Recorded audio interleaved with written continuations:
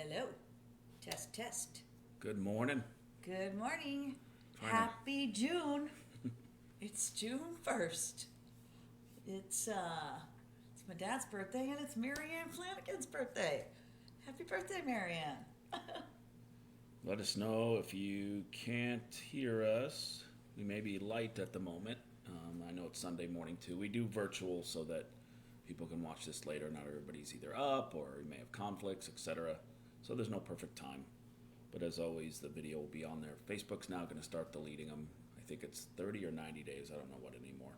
So we'll be moving those over to YouTube. Yeah. So that will be good going forward. But either way, you'll have 30 days to watch it on Facebook. And we're going to download all, well, we have downloaded all of our videos, including our tournament streams. So we'll be uploading those to our YouTube channel, and we'll have all the content on there. Okay, well, let us know if you can't hear us. Yes. We kind of get our view from Good morning. Good morning, Stephanie. this software here, but it doesn't really tell us how loud we are or are not. So. Yes, I am watching. We're going to try to monitor the chat as we go along here. So hopefully we can answer all your questions. I'm going to switch over now to our players meeting presentation. So again, happy Sunday, Jody. Hi, Jody. So if you can't hear us, just let us know. If something on the screen doesn't look right, let us know. Yeah, and we'll be checking comments for questions as we go along. Volume is coming in a bit low, so maybe increase it a little bit. Let me do that. I guess we can always go higher, and you can just lower on your end, so we went higher. Okay, so that's pretty good. I see it actually on our audio software hitting pretty high. I'm going to put the mic, is it? I'm going to put the mic closer to you. Okay. Oh, That's fine. there. Wait. Yeah. Scott's going to be talking most of the time, I think. As usual. Sorry, you still have to listen to my voice. Anyway, let's move on so as we here. move on, you can ask questions in the comments. We'll try to watch. We can always look back. If we miss it somehow, just re-ask the question, and at the end we'll open it up for questions as well. So anyway, Okay. I see the thing. Here. Oh, you got to be able to move it. Okay, there. Yeah. All right. As always, this is the agenda. What's good for this, you're watching the video later, and you want to just jump to sections, you can kind of see here, and at the top of the slides, it kind of says the topic that's here. So maybe you just want to jump to the next BOG meeting. You can fast forward your meeting point to that. So anyway, here's our agenda. We're going to go over the changes. I'm sure that's why most are listening that are starting in this summer's playoffs and triennials. Then we'll go on to bylaw updates, submitted questions. In this case, it was question. Next BOG meeting, how to contact them, party in the park, and open for Q&A. All right, let's rock. Okay, as you guys know, act accordingly or we'll drop you. We never had to drop someone, so please don't be the first. And if we drop you, it could lead to offline issues. So just respect the forum. If you guys have questions, it's better that we're answering them. And respect each other and respect the meeting. Thanks. All right, I guess we're jumping right into that. No. I just added this slide just as a little. Well, Scott. it goes into the theme, but I prefer does. share the love. But spread the love. It's just kind of our theme of different things, like we're trying to spread the love to other host locations, and so you have seen that we do different events and stuff at various host locations because even though some can't house some of our bigger events, we still appreciate them and want to show that. Right. And then as you'll see in other things, with our new structure, we are trying to spread the love to other teams.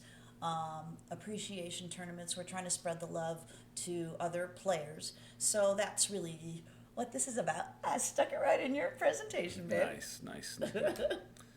All right, I'm going to so this is the changes coming up. We did a meeting back in January. Instead of going through this right now, we're going to go through the slides. However, we asked pay attention to the players meeting when we posted, even if you can't attend, because we had people asking questions who obviously weren't either aware of the players meeting where we went over this back in January, or aren't aware that it exists, and so on. So share that information with others And those who attended, thanks, and those who didn't and shared with others, thank you. We do see a lot of people go and look at it later. But educate people, because this isn't the first time this particular slide is being shown. We showed it back in January. And and there were some different rumors going around as far as division winners not getting money anymore, and it's Well, we'll step through all right. We will, and this is going to go into a little bit more detail about that, because those are false rumors. So well, and you'll be able to ask questions while you're here about any rumor. Yes. There's other rumors not related to this change at all, like host location changes, etc.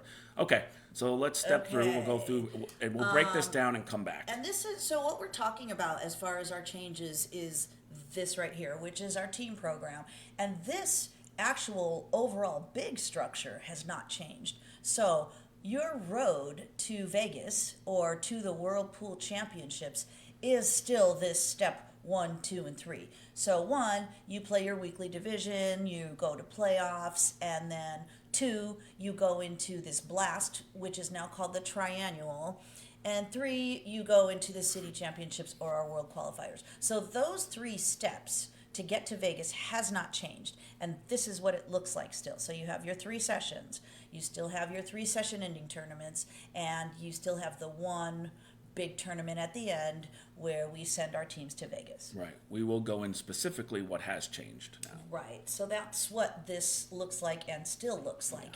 And now we're going to get into a little more detail. Okay. So why is this happening? APA is looking to standardize. We put up a post recently and highlighted in there. We highlighted in January. They want players that come into San Diego or leave San Diego to go to Oklahoma or Oklahoma to New York or wherever they're going, where APA is played, to go into a league they understand a little bit better. Terminology such as the triannual blast and world qualifiers and cities, as well as structure.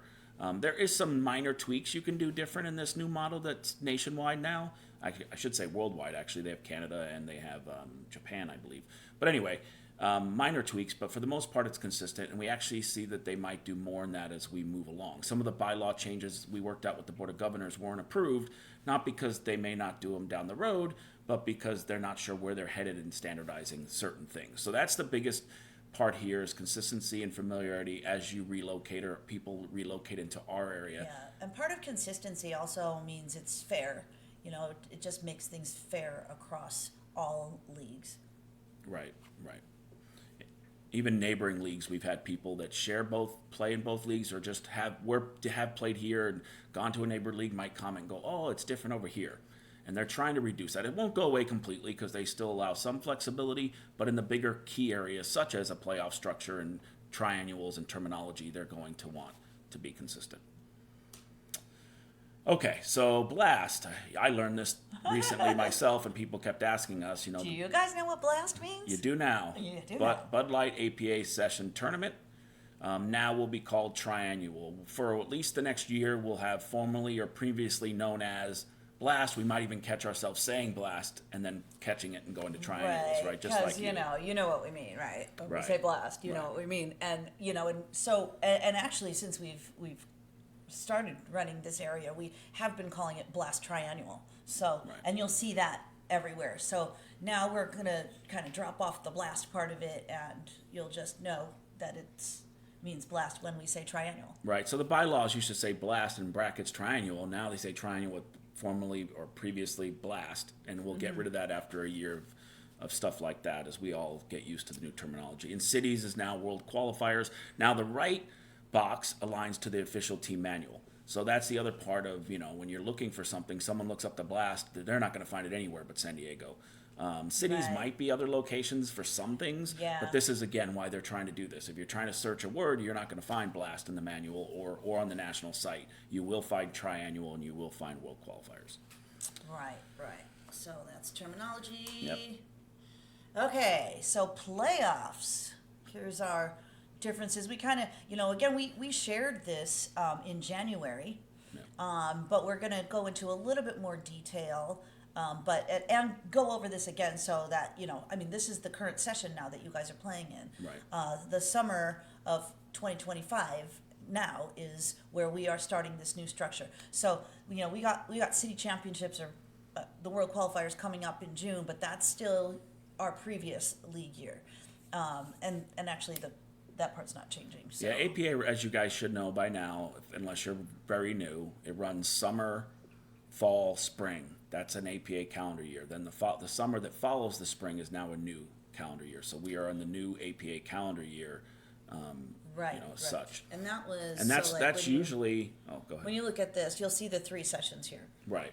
So we got summer, fall, and spring, and those all feed into our session ending. I mean, our league year ending world qualifiers. Right. Now, if you take out the Showdown Series, which is ladies, masters, doubles, everything else runs on this clock. They run a little bit sooner, as you know.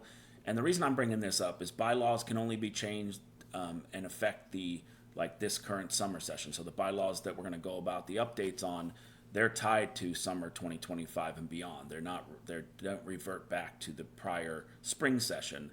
Those new changes, and that's why you'll usually see the update right after we end the spring session, maybe before the triannual blast. But and so the APA tries not to make any big changes, as well as we don't, inside the year. It's not impossible that it wouldn't happen, but the effort's not to do it until the next cycle. That's why this change is coming in, starting now. I don't know what happened to my pink pointer. I hope you guys can see my white one. Yeah, you're good. Okay, let's go So, back. yeah, Okay. let's. So as far as our playoffs go, previously you guys were used to playing 2 rounds of playoffs. That is now changing to only 1 round before teams advance to the triannual. So after your session ending regular session, everybody has their standings, and then the top teams plus a wild card will go into playoffs. And so now it's only 1 round of playoffs, and so any of those teams that win that first round will now all go into the triannual. So let me touch on one question Larry asked about. With playoffs moving to 1 round, will there be a week off for all teams? Not necessarily, but it actually will in some cases. So if you look when summer ends and you look in the events tab when fall begins, there's about 5 or 7 days. I can't remember exactly what it is. And again, Showdown Series doesn't fall into this question for other reasons. Those Showdown areas should understand we have to play constantly due to the APA requirements. And they're monthly and bi-weekly versus weekly. So they're off in different ways. But the answer is for the end of year, fall to spring, we've always had time off, right? Now between summer and fall, depending on APA moving nationals, and when they move it, it makes it complicated for us sometimes. And they're just stuck to the Westgate contracts, right? It's not because they want to move it. That may lead to a week off as well. So it's not a guarantee, Larry, but it's definitely built into 2 of the transition sessions, not all 3. But there's also a slide in the updates where we've added some time off in the bylaws as well that we'll touch on. Yeah. We'll go over, and I think we've always taken off Labor Day, but it kind of gives us a chance in between those 2 sessions to have you may get a little more time off there, and like Scott said, between fall and spring, that's the winter break. There's always that between Christmas and New Year's that you are still. Yeah, so fall to spring's a guarantee because it aligns to holidays, at least unless we transition any change there to the structure. So that's why I can't say guarantee. It really depends on where things land. And there's challenges with Sunday leagues. Anybody who plays it's the most days off because of holidays, conflicts, things that we can't schedule, even if everybody was good with it. Host locations shut down, etc., or have bigger events. So anyway, we'll get into days off, but to answer your question, there's going to be some of that, Larry, but it's not always going to be the case, and there might be some differences there. So. Okay, and then awards. So the awards are no longer, and the payouts are no longer going to be from your regular session play or from the playoffs, because now we only have 1 round of playoffs, and we don't have really 1 playoff winner or even 2 playoff winners for those bigger divisions. And so those awards and payouts are going to be earned at the triannual now. So everybody that goes to the triannual will be getting some award. Yeah, and so let's just break it into the 2 things, right? We know it comes down to plaques, trophies, and payouts. So we'll go to the division winners. I always get this wrong. I don't know. I get trophies, right? Okay. Yeah. So that's still going to be true. That's the first place. That's the first place winner. First place points, high points finisher from the division standings. Right. So that stays true. The winning the plaques for playoffs will no longer be true because, as Liza pointed out, with one round, they're considering the triannuals an extension of playoffs. And really, as a division winner, you're getting to And it bypass is, one yeah. round of playoffs. That's kind of how the APA looks at it now and why they've made these changes. So you get something for winning division. You don't get an award like a plaque for winning playoffs. However, if you know currently in the Blast we play one round, that's going to change. But when the round is over in the Blast, you don't get another award, right? We just move you into World Qualifier cities. Now there'll be an award because there'll be more rounds, and you'll actually be earning your spot in the cities through those multiple rounds, which we'll go into. Now going into the payouts, as stated at the bottom here, and anybody who's asked, and in the post we recently put out, since taking over, we have not reduced the players' fund in any way. We have no intention of reducing the players' fund.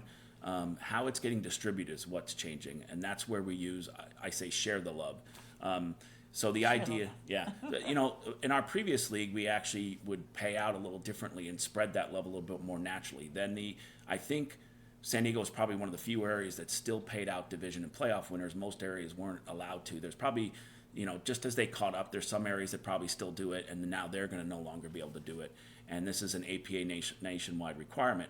However, when you go into triannuals, and by winning that one round of playoffs or winning division, you're in triannuals. You show up, you play, you lose, you'll leave with some money.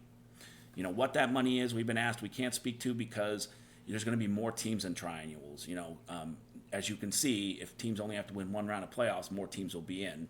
And inside the bylaws, you'll see the table that kind of explains how many teams get in.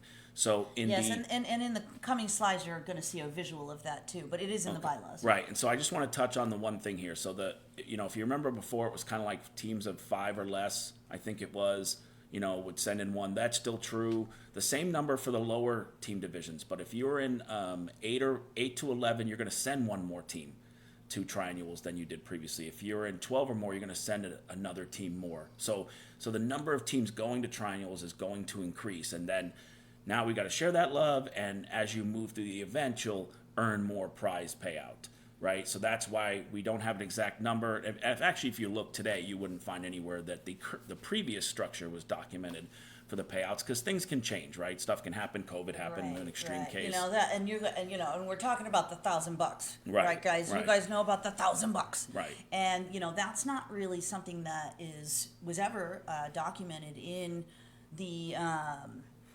bylaws or anywhere, right? And it was really just we kept the same structure that Brian and Jill had, and we don't want to disrupt anything, but now we have to change these structures a little, so we have to adjust things. But again, like Scott said, we're not changing the players' fund. We're not making it less. It's just how it's getting redistributed out. Right, and so the answer is, you win division, you're going to earn something, but you have to come get it and play in the triannual. If you bypass the triannual, the APA would not allow us to distribute you the money. That's their model, right? It's for participation in the triannual. So just to show the extreme event of it, you earn a spot, show up, because it'll be important. I do want to touch on no default teams. Currently we have this, sorry, is there something? I don't know. I thought I was frozen. We're not frozen, are we, guys? No. Okay. It's moving on. All right, sorry. So prior, if you were in playoffs and you lost to a qualified team, you would default your way into Blast, now triannuals. That is gone because all teams will move into triannuals going forward if you win the one round of playoffs or you win division. So currently you win the summer triannual spot to qualify for world qualifiers, used to be known as cities. Though if you win again in fall, you get all your other stuff, but you don't participate in the previous Blast, now triannuals. That's no longer true. If you win again in the fall session and you're already qualified from the summer session, you will still go into the triannuals, in part to get your payout, but also in part to requalify your team. Now, if you lose, you still keep your previously earned world qualifier spot, your city spot. But, if you requalify and win again, not only are you going to win the trophy or whatever that we give out for winning it, you'll win more money, but you'll, in addition, requalify your new roster. Right, and we're gonna go over that in the triennial section. Yeah, default teams is what I was kind of touching on. So yeah, so there won't be any more. You win, you're in. If you can't play, we don't put the next team in. The only case that's true is if you win a spot to Vegas and can't go, then the next team goes. That's what the default team means. Sometimes we call it the backup team, or the runner-up team, or whatever. So those runner-up teams that didn't actually win are not going to advance to triannuals, because the winner is advancing to triannuals whether they're qualified or not. Yes. That's what that means. Okay. So I want to go over what these playoff brackets look like. And it's based, again, on the number of teams in the division. So this is a visual of what you'll see in the updated bylaws. So the bylaws just has a table that will show, the number of teams in the division. So in this case, on the top here, you'll see 4 to 5 teams, and this is what the playoff structure looks like. There's one round, this blue thing right here, and there's one team that advances to the triannual. And the key thing to look at is the bottom left of there, which is 4 to 5 team division. The next one 6 to 7. This one here. Yeah. Can you see that? Let me just move this. Yeah. Oh yeah. So here, this bottom is the structure for a 6 to 7 team division. So here you'll see the first place team, or this is the division winner, or the high points finisher. That's this right here. That's what that is. So they're still going to earn trophies too, by the way. But they're going to go into the triannual automatically here. That's one team. And then the second team is going to be this one round of playoffs here, which is second place and a wild card. Whoever wins that will advance to the triannual. So these are the two teams in a 6 to 7 team division that will go into the triannual. Yeah, so two things. Again, this is in the bylaws, not in this nice graphical view, but it is there in a table structure like before. In the 4 to 5 team division, I'm not sure it's clear there, but it is in the bylaws that the team that wins first place will get the trophies. Right. And they still get the trophies, but they still got to go into playoffs to get the advance to triannuals. Okay, yeah. So any first place team here is the division winner. That's what that means, this high points finisher. And they do still get trophies, whether you win the triannual or not. Yes. Okay, let's look at the next structure here. Okay, this is for an 8 to 11 team division, which Scott was talking about a little bit. And, previously advancing to the triannuals was just the division winner, which is this first place here, and the playoff winner. So now it's going to be 3 teams, because we just have this one round of playoffs here, this blue right here. And so now this team here and this team will go into the triannual. Right. Previously, those 2 buckets of advanced to triannual play each other for the team that went into triannuals. Now they're done after the first round, and an extra team is getting in. Right. So that's what that looks like. And this, again, is in the in a table in the bylaws. All right, let's look at the bigger divisions and what that looks like. Yeah, that's anybody over 12. Okay, 12 to 16 teams. We can only have up to 16 teams in a division. That's the maximum. Otherwise, we have to split the division, as you've seen, when we grow. But in these bigger divisions, 12 or more teams, 4 teams will go into the triannual now. So again, we have the first place team, which is the division winner up here, and then this is the one round of playoffs in the blue, and that's who plays each other. And anybody who wins this blue round, 1, 2, 3 of them, will go into the triannual. So you'll notice the differences are there's only one wild card team, as previously on teams of 12 or more there was 2 wild card teams. You'll also notice there's we don't go up to 7th place. So wild card and 7th have been removed. A second wild card and 7th place are no longer in the guaranteed playoff. It is a few less teams, 2 less teams actually, one being a wild card. But there's one more team going into triannuals. So even though there's a little subtraction, there is addition here. Yes. So we don't have what the triannual bracket looks like, but it's basically, it's a lot like cities, but with only 2 rounds. So I'm going to go into the triannuals here so you can talk about this. Right. So yeah. So to Liza's point, it's pretty simple. Just think of one more round. If you look at even the blast bracket, a playoffs, whatever it is, it's really going to be 4 teams fighting for one spot in cities, right? Currently, because you'll play 2 rounds in the event. That could change as we grow and things like that. There could be a scenario where we have to have a 3rd round. We hope not. We built a model that hopefully it lasts a while, but it's not always a guarantee. So for now, it's going to be 2 rounds. There should only be technically 1 bye ever, because again, it's an even number. As long as we've got 4, then it works out. If we end up with 3, then there'll be a bye in that one. So a team may only have to play 1 round and get lucky.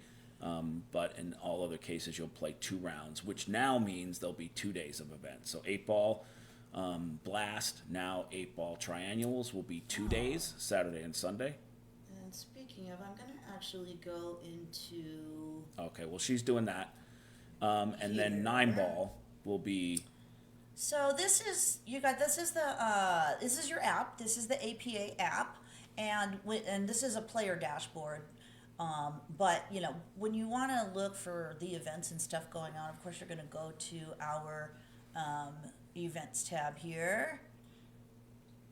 So, and I just want to show you here what Scott was talking about. So now instead of just one Saturday of 8-ball blast and one Sunday of 9-ball blast, we are now, since we have to run 2 rounds at least, we have two weekends here of the So you see triangle. September 13th and 14th, September 27th and 28th. Yeah. So make sure you look at your events tab here. We got 2 Saturdays in September. The reason we're skipping a week there is that the weekend in between here is the USAM preliminaries. For those of you that want to sign up for that, sorry, I'm jumping into something else here, but June 15th is the last day to sign up for, and I did put a post out on Facebook, but June 15th is the last day to sign up for the USAM qualifiers, preliminaries, I should say. Right. Okay. And just kind of a preview to the future, hopefully the future is soon, the APA is working on the scorekeeper for a triannual, and in doing so, they're working on the ability to have this tournament software. One of the things a couple teams are aware of, you have played your previous blast event at another host location than Pockets. We've only done 2 of these so far over the years, because technically we don't have to be there, nor does a ref have to be. AP has no requirement for a triannual of that nature, and we also haven't had to enter scores, right, until after the event. But in the new triennial, we have to enter scores. So one of the things with the APA working on this scorekeeper and tournament software, as we grow and to help the event maybe complete sooner down the road, we might be spreading out to other host locations. Obviously, we'll try to work with common players and things like that. We've dealt with that in the past. Again, it's not this summer event. It may not even be the fall event, but as soon as APA has the software where we can communicate with the score sheets so we can turn around and put out the next round from another location, then we might be moving to that to help deal with this 2-day event. Just an FYI and a heads up where they're headed. Yes. Okay. So Blast triannuals are now a full weekend for one format. And in that, if what we're trying to do as well, no guarantees, so don't come back and say, you guys said you're going to do this. I'm saying we'll try to line up the triannual so that if you're on a single team, you can hopefully be done in a day. There's going to be we've done it all, we've worked it around, there's going to be a case where that can't happen, but we're trying to minimize it, so we might be there 2 days, but if you're on one team, you may only be there for 1 day. Okay, so as we said in the playoff portion of this, the city's qualified teams previously didn't have to play in the triannual or the blast, and now they do. So even if you're qualified for the world qualifier by playing in the previous triannual in the summer, let's say, you're still going to compete and that's this bullet right here. So you're still going to compete in the triannuals for additional prizes, and you can requalify your team, which Scott was just talking about resetting your roster pretty much. So when you qualify in the summer, you got to make sure that you keep 4 original members from your team, and what else All do the you way have to through do? spring. All the way through spring. Where if you requalify in fall, now it's that roster you have to keep 4 members. So let's just say you qualify in summer, you go to fall, and 4 of your members have to leave for whatever their reason. It's a family, they all move out of state. Let's just take an extreme. It's usually never that big, but now you only have 4 other players. None of them can drop or you lose your qualification. Now you win in fall, that new roster is now reset. The other 4 that left don't no longer affect you. Yes. That's probably the biggest reason, besides also the awards and prize money. There is a factor in resetting your roster as it relates to skill levels. We're not going to go into specifics about that, but it is good for you because teams are tracked. You finish at the bottom. Skill levels are pulled forward based on when you won, et cetera, et cetera. So there is some value in winning, good or bad. May not always be in the way you think is good. But. Yes, and what's got me there is that when you're playing in the World Qualifier, you have to play at your highest session-ending skill level from the time that you qualified. So you're looking at, if you qualify again in the fall, now you've got to look at what is your highest skill level in the fall and the spring, and then summer is no longer in that decision-making. Right, correct. Okay. But that's the biggest change for triannuals. It's going to be 2 rounds. You will be winning awards if you win triannuals. Win it all, not win a round, but win it all, and you earn your way into the World Qualifier.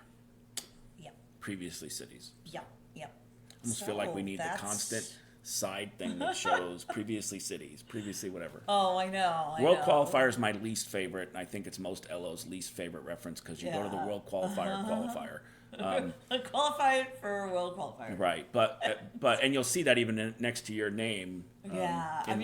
Cities qualified sounds so much better, right? Like what that means, and it's not repetitive. Right, but nonetheless, it is what it is, and so that's the biggest change there. Okay, let's see. And as we just to reiterate, you show up for the triannual event, and you lose. You will leave. Your team will leave with money. It will not be the 1,000, of course, right? That prize pool has now got to be spread and share the love, right?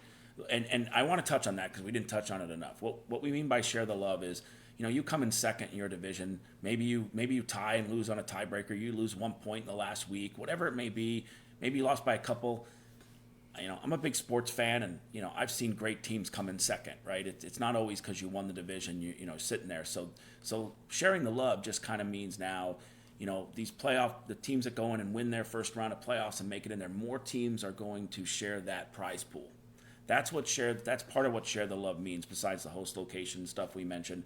And we like that because now more teams that maybe had a great session but just came up short, played in the first round of playoffs. I see this all the time because we're entering scores, and you win the first round, you lose the next round.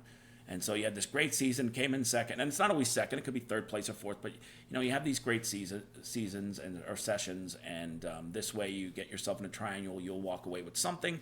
As you win, you'll walk away with more. Yeah, it's like paying down the field in a tournament. Like in Southwest Challenge. We like to pay down a third of the field. So even if you're finishing 33rd place, you're still going to make money. Right. Anyway, okay. Let's see. Oh, this was just going back to what the team program looks like. I don't know why we covered it. That's okay. This is just a summary. We did it before. It's everything we just talked about. Nothing new, but it's in one clean page with maybe, I don't want to say less detail, but more concise. That's all. Yeah. So that is that.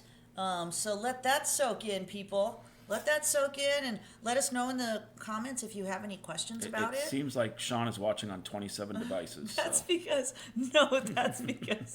he might be your only friend on there, maybe. Oh, yeah, that could be true. Just kidding. Sorry, Sorry that you're my friend, Sean. Okay, yeah, no, there's other people watching on my side. No, there's others too. I know. I'm just saying it's repeating. Maybe it's not that's the only. You might keep moving on to other. Just kidding. Sorry, reconnecting and coming back. Okay, let's jump into bylaw changes, and we kind of just going into the section. So, for example, if you went and looked right now and adding players, this is what you would see written in there, and we can kind of go over the details that are changed. So really in this, as you know, you're not allowed to add someone in the last 4 weeks of play. We have on very unique occasions allow this. But we're going to just make it clear under those conditions, it can only be done with someone who has 20 or more lifetime matches in the last 2 years. We don't care what the situation is that you need to add a player in the last 4 weeks.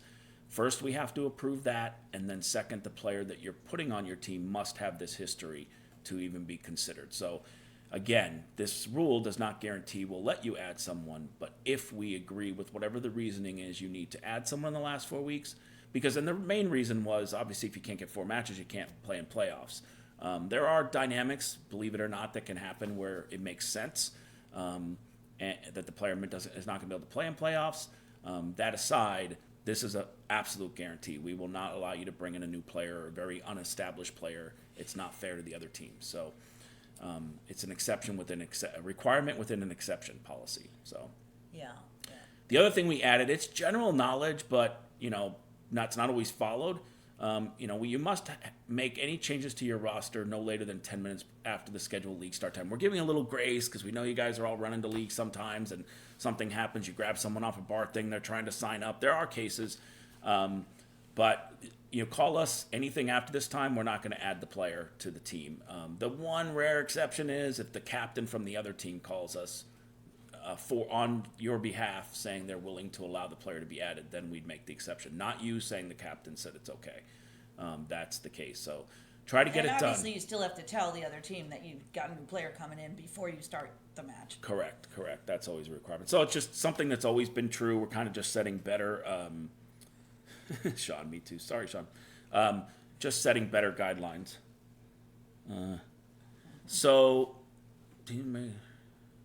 Okay.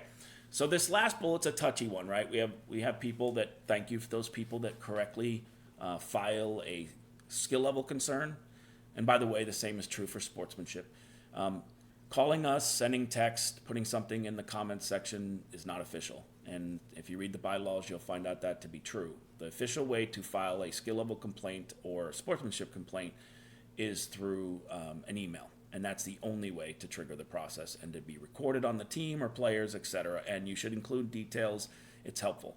Why I'm talking about that here is, Brian and Jill had this rule that we didn't even do previously about moving 2 skill levels in a session. Affects MVP. That wording is still sitting under the MVP section of the website, as well as potential penalties. We love the idea. The challenge is the APA structure isn't built well for the consistency of this particular tracking this situation and implementing it to the fullest degree.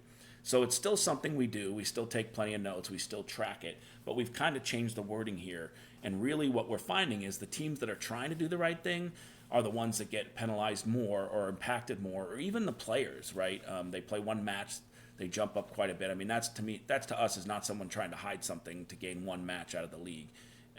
It's really those that are actually trying to hide. I hate to use it. I know the word sandbagging comes up, whatever that may be. And so we kind of generalize this words, and we're going to attack it at a team level. Teams that are consistently doing this will be reaching out to them, talking to them, and they'll be kind of on watch as a team and be educated on what they need to be doing, making the assumption they didn't know or whatever, but by us talking to them, that no longer will be true, and then we'll take action after that conversation occurs if it continues to occur. So anyway, this section used to be a lot more specific. We've made it a little more general because we have found the cases where we went out to. We even have teams where they've raised players on their own team and then they miss a player. Maybe they didn't properly assess them. So again, that's why it's important to understand that this is a great idea, and that's why we've kept it. But implementing it and following it can be a little challenging, so we're going to take this to the captain team level. The reason I brought up the whole email part of it is, we hear the words everyone is thinking or everyone believes. Well, I hate the word everyone, just so you know. If they're not talking to me, they don't exist. So reach out to us an email, take the time, send in your concern on a skill level. If you think a team is repetitive, send it in. We have taken action. Change has occurred. We don't go out and tell the whole league about it, but we will get involved, but it doesn't happen immediately, right? We got to have more than one instance being reported because it could be personal, which also protects you.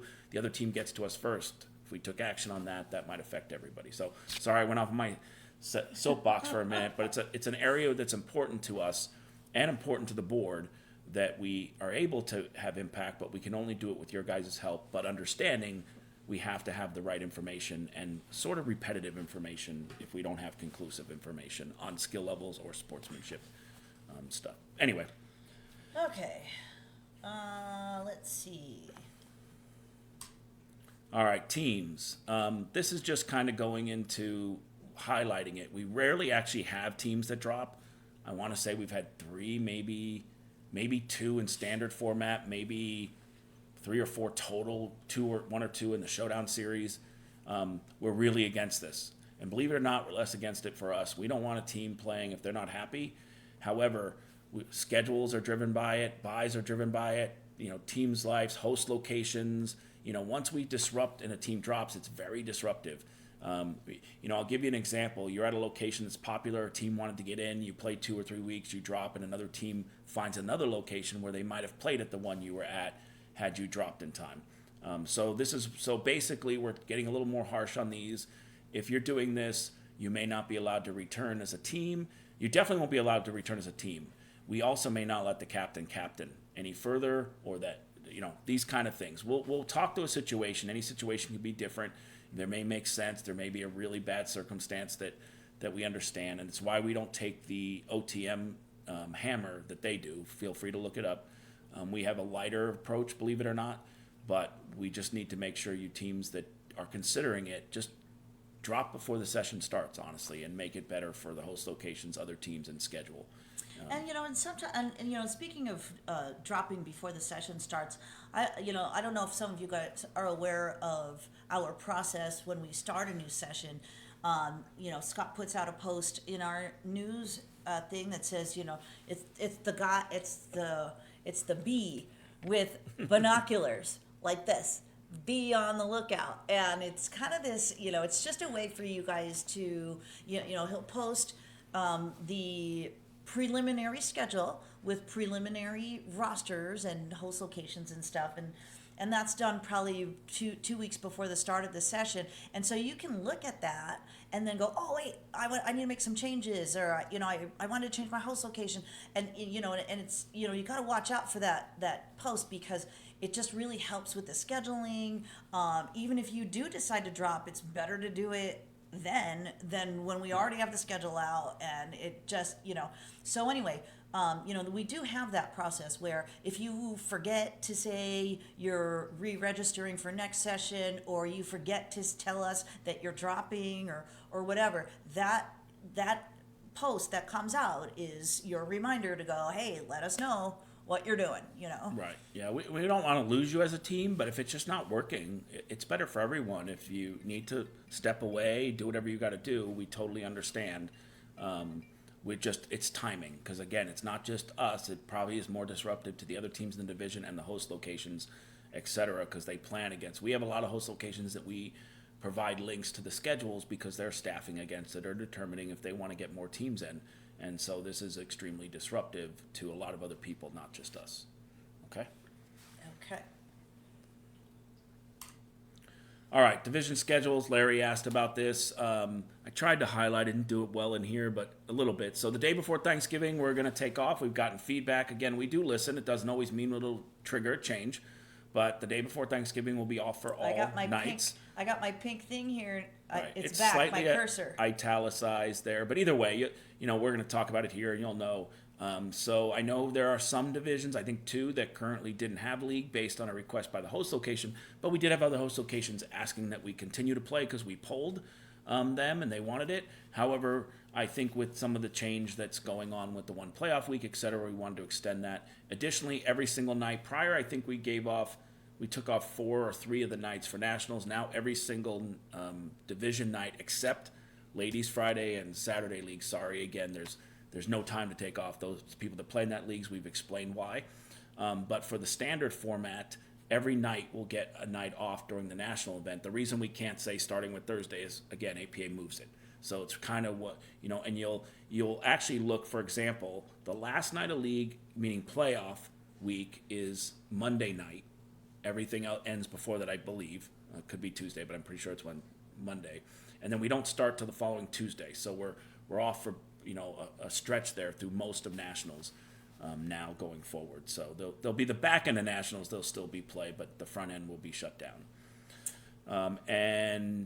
And so this is where you need to, this is in the bylaws. If you want to know how to schedule around, these are the days that we are guaranteed going to take off.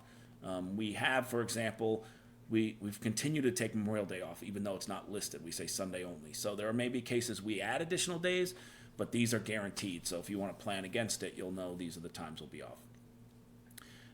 And then we added this verbiage because we had a few questions about it to understand it. So anytime there's a division of 14 or more teams, and this we've split quite a few divisions actually.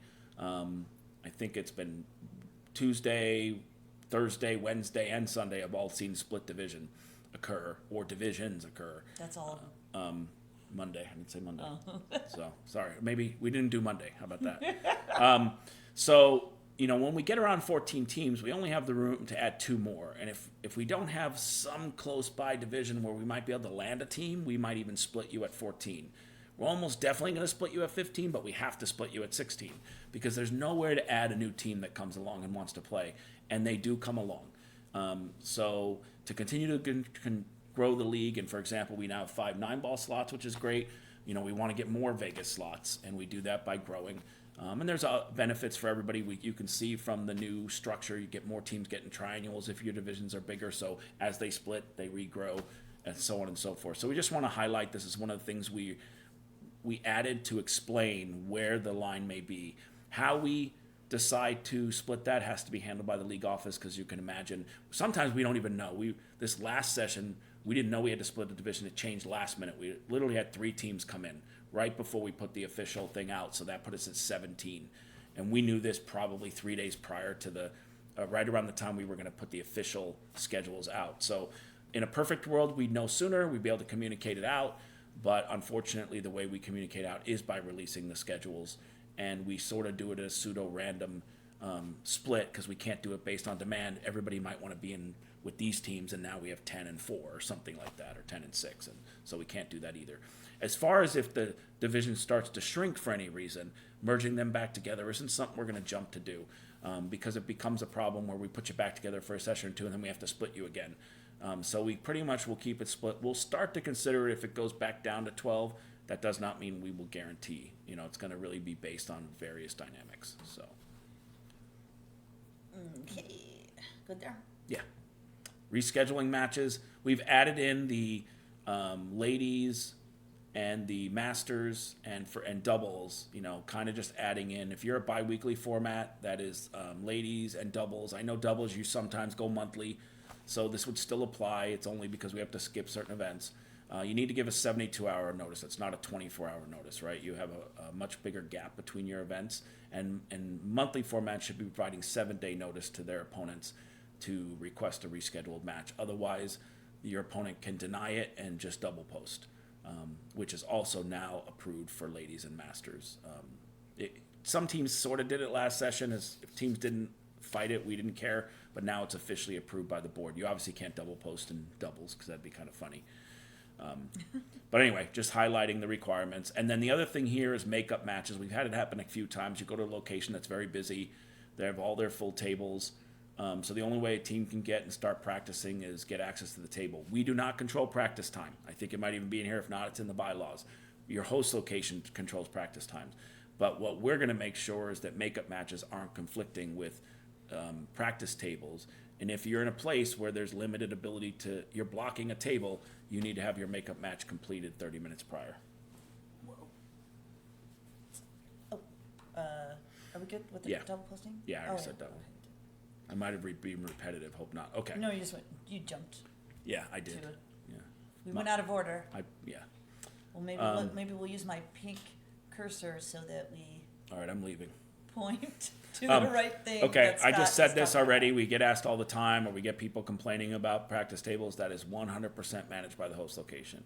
Our agreement with the host location is they make a table dedicated for the start of league and available. Available. Yes. And not necessarily paid for. Right. But Dedicated available. Doesn't mean paid for. It means it's for the league. And until the time that either they close or you're done with your match. Practice tables, if you're a home team, go talk to your management and figure that out. Even if you're a visiting team, we don't get involved. Sorry, That is part of home field advantage. If you're not in-house, if you're in-house, everybody's there. This next one, I shouldn't even have to put it out here, but we had some issues over it, so it's here. Before we just talked about the cue ball and table picking. That's the same, so it's not in here. Now we're going to talk about the object balls used on the table. Believe it or not, there are people that bring their own object balls. It's rare, it happens, or their own racks. If someone wants to use a rack that's not the house rack, like such as a template rack, the other team has to agree to it. Otherwise, you have to use host location equipment for the object balls and the rack. Now, some locations make a template rack available to all their customers. If a host location makes it available to all their customers, that's considered house equipment and can be used without agreement. Yep. Good there? Yeah. Okay, we only got one, so I should say submitted question. We got one, and it has to do with, it came up as some rumors, and I think they're not as less Wait, one. before you start, these submitted questions, if you guys aren't turning on your notifications on the app, I'm going to go back to that again. I know I sound like a broken record, but, whenever we post a news article or an announcement on the app, you should be getting those notifications, and there was one for this particular meeting. If you wanted to submit questions in advance so that we can go over it or, talk about it here. So if you have stuff like that, or, just remember to keep your notifications on. Yeah, well, when Liza goes back into the app, maybe even go into the I'm gonna post. do that right now. Yeah, I'd like to go in there because, and the reason we highlight anybody who's not able to attend this hour, but we also highlight it from a perspective that you may not remember your question, right? So if you want to pre-submit it, even if you're going to attend. This is our, so this is what the app looks like, when you go in, this is your dashboard, and these are the news. These are the different news articles here. So what we're talking about here is, I'm just going to go over here, see my notifications right here, this little, oh wait, you can't see it from there, hold on. Oop. Okay, wait a minute, I'm going to make this a little bit bigger. Sorry, it got weird. Okay. This is what I was talking about right here. You couldn't see it because it was off to the right. Anyway, this is where your notifications are. So it'll tell you, right now it just says the score sheets, whenever the standings are available, you guys will see those notifications. But also, whenever we post a news article here, you should also get a notification. I think you can, well, I'm not going to go into there, but you can update your notification settings here. But these are the news posts, and I'm going to go into, so here's all the news posts that we have, and I'm going to go into the players meeting one that Scott was talking about. And what did you want to do in here? Well, I'll just point out that, we kind of say, not able to attend, feel free to submit a question ahead of time that we can answer during the meeting. Even if you're attending, you can submit it. And then I just kind of give requirements because we get so many emails. I want to be able to sort it properly. We indicate try to have it the Thursday prior, but actually the question we're about to read came in Friday. We try to get them in. We just can't guarantee if you don't make it by then because we're trying to get prepared for different things, events, players meetings, you name it. So again, if you're thinking of it randomly, you can submit it for a future players meeting. Obviously, it may be far enough out you want to just get the answer now. But someone on your team can't attend, just tell them, hey, submit the question. Then they'll get it asked out loud and answered and addressed verbally. So, All right. Let me switch back over to our presentation. So I leveled up this question a little bit, but we're going to use the example that was brought to us. So it's really about people navigating host location ownership change or similar situations. Maybe a location shutting down, they're having problems, they're changing owners, etc. Example recently, Kelly's in Rancho Bernardo changed ownership, and Players Poway is changing ownership. These are not secrets because Kelly's is already done. We didn't even know about it till after it occurred. For those who know Dee Dee, she actually relocated out of California, I think, to Arizona. So, sometimes the owner's not even in the state, and so you deal with the manager, and the manager's not privy to share this information always, as you can imagine, whether it be with us or you guys. And so sometimes this is just going to happen, and it's going to happen underneath us, and there's not much we can do. In addition, there could be a case where someone gives us a heads up, but they ask us to keep it quiet. We're respecting their business. So it's, one of the things we have to do from time to time. But for the most part, it's really, we learn about it when you learn about it, or we learn it from you. So really the question was what to do so you don't scramble. Talk to the owner or manager to find out what you can. Let us know, and we'll try to find out what we can. But you can also start looking at this link, and it's right on the main website at the top bar. It's the host location finder. Oh, let's go in there. Let's see what that looks like. Here it is. So Pretty this simple. is our website, sandiego.apaleagues.com. Here's where you go, location finder, right here. Right. And this is what it looks like. So you can put in your zip code and the radius, like how far you want to go. Like if you just want to stay within 10 miles of yourself. Right, and then you can zoom in or out, and it's going to show you like inactive or active locations. It's not going to show you locations that aren't in our system. So if we go, but this is where you can go to find at least current locations, and then once you find location or locations you're interested in, you can email us. And email isn't critical because there's going to be an exchange. It happens every time, where you're going to ask us if there's table availability and maybe other information. We'll provide the answer back to you, and that way you know whether there's even a possibility you can play out of a location from a table availability, and then you can go to them for approval. So it's that's kind of the flow. But if we go back to the slide, Oh. we'll play with the location thing later.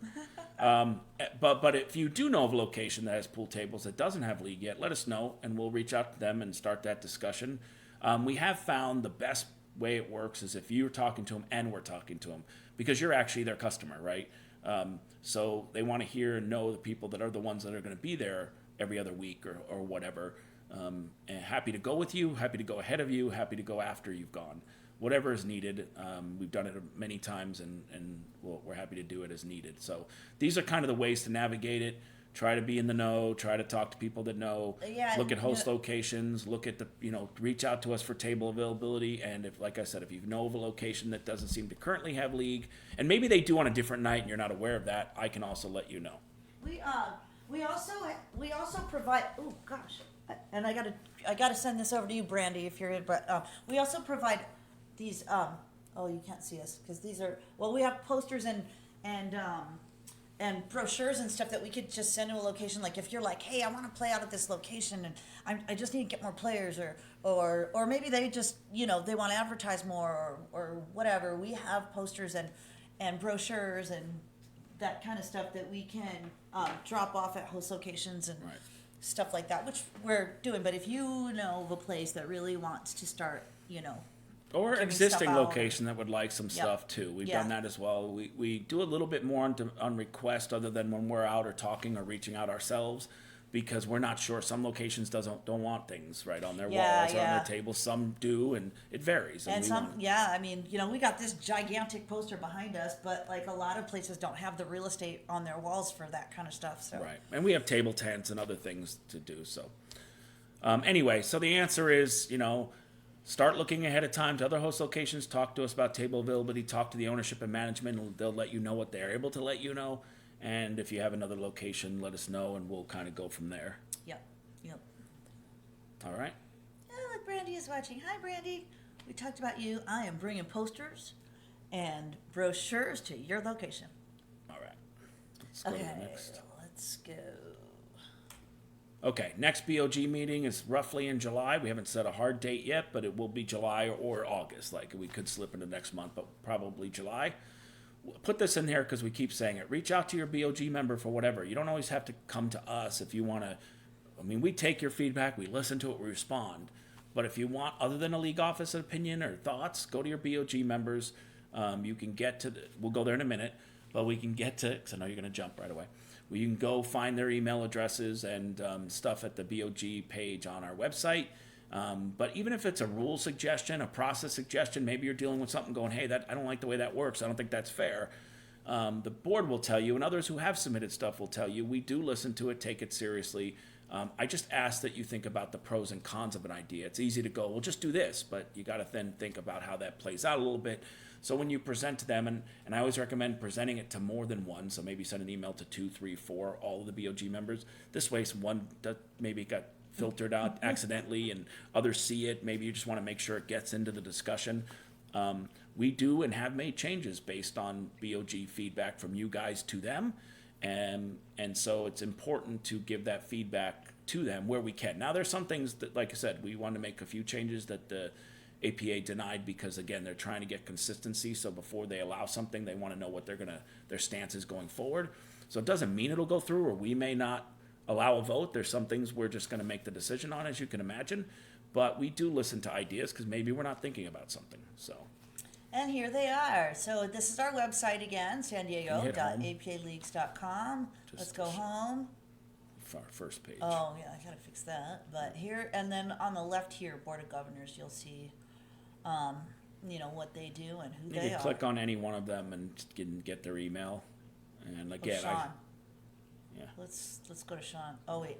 Oh, it just brought up my email. Yeah, it brings up your email, and then you can create the Your email, right? blah, blah, blah.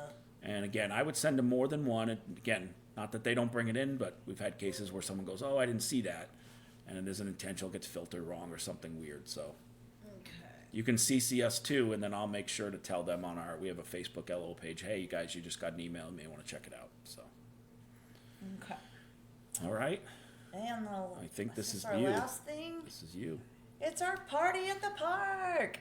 So I don't always have these events on our Facebook page because, one of the things, we want to be consistent about where we place information and where you can look for it. And so you really got to go to the app, and that's where you will find our news announcements and events and stuff. So anyway, this is our party at the park, July 10th. It's at 6:40, but you can get there at 5:10, and that's when they start serving the food and the drinks and stuff. So, we do have a few tickets left if you would like to join us. We are going to be at the Sunset Patio hospitality space this time around. It is on the upper level, but it is their newest hospitality space. So we're kind of jumping around the park and checking out the different views and stuff. So if you can join us, join us. Yes.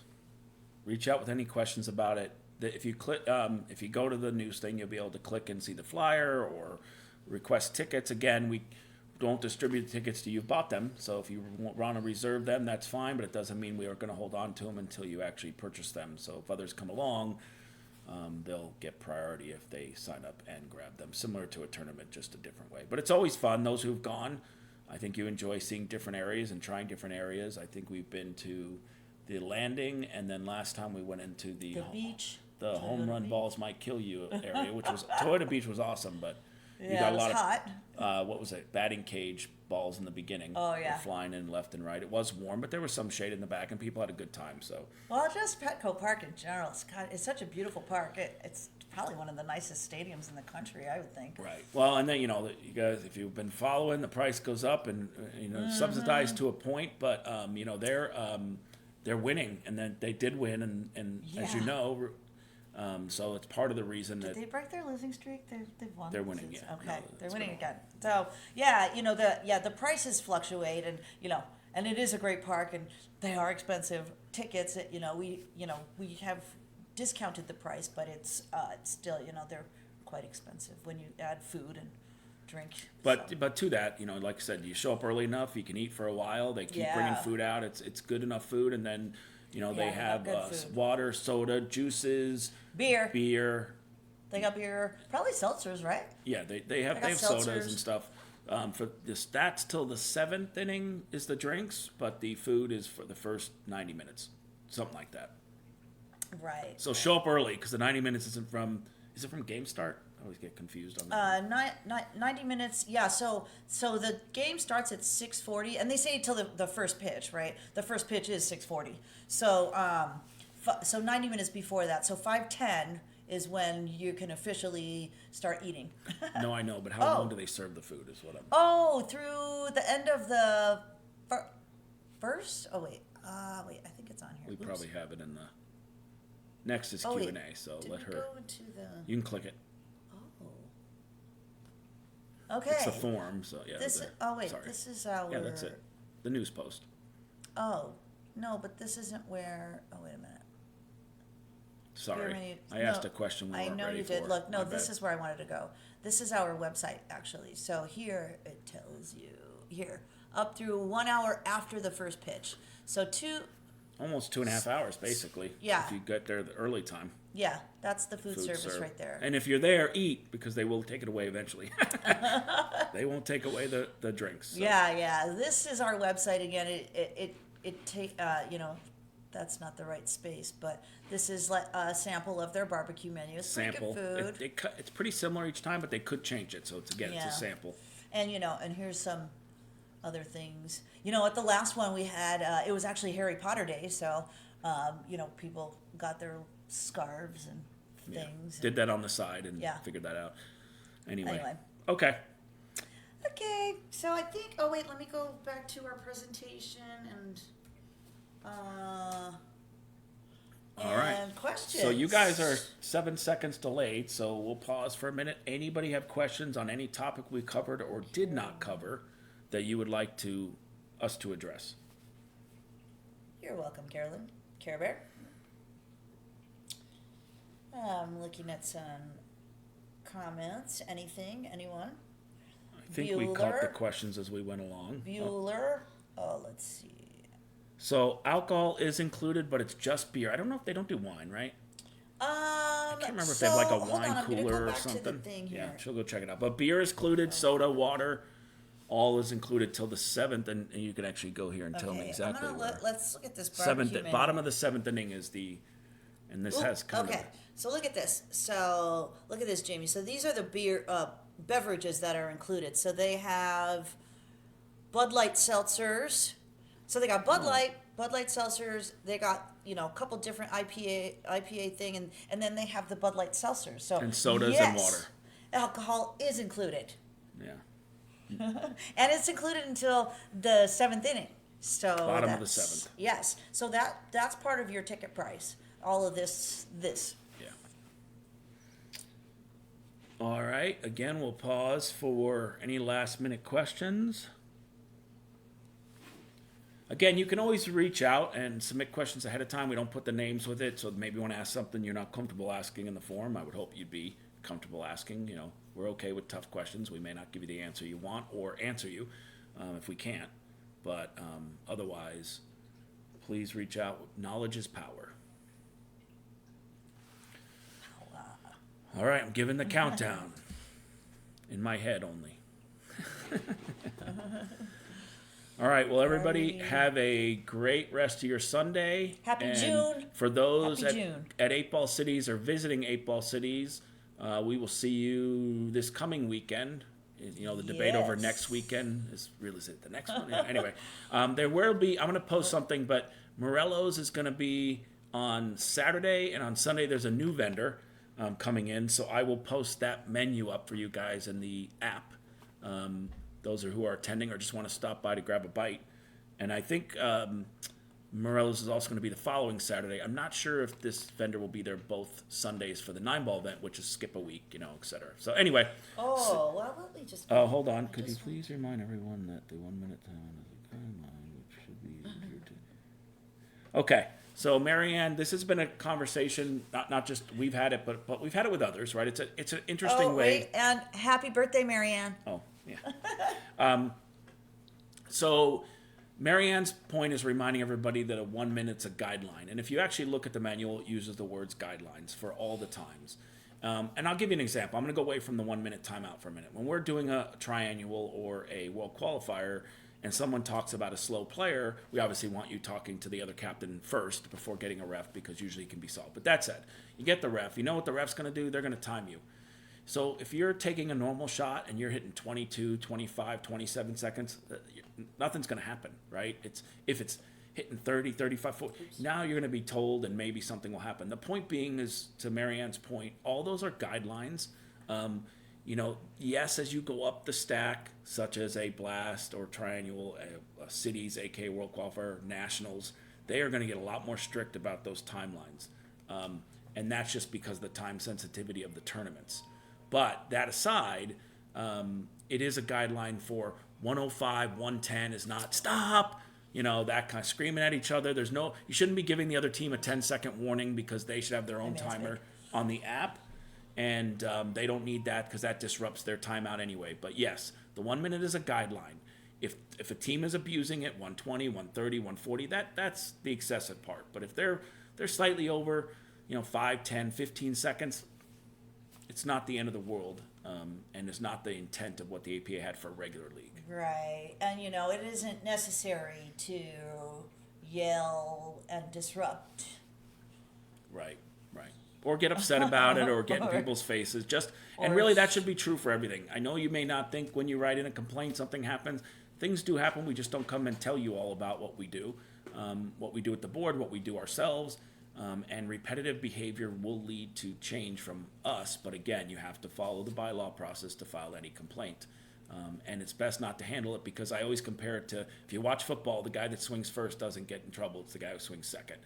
So don't respond to people being inappropriate. Just send us something and let us deal with it. And again, it may take a little time, but we do take things seriously. So, okay, well, everybody, have a phenomenal Sunday, and we'll hopefully see a lot of you guys at Cities, because you're going for a chance at Vegas, or just stopping in for fun. Oh, yeah. So did you put a Cities post out yet? Yeah. Oh, okay. Because the brackets are out, the rosters come out this week. Okay, That's for 8-ball. Switch over to The dates, we always put the dates of when we're going to put up brackets and when we're going to put up rosters on the website.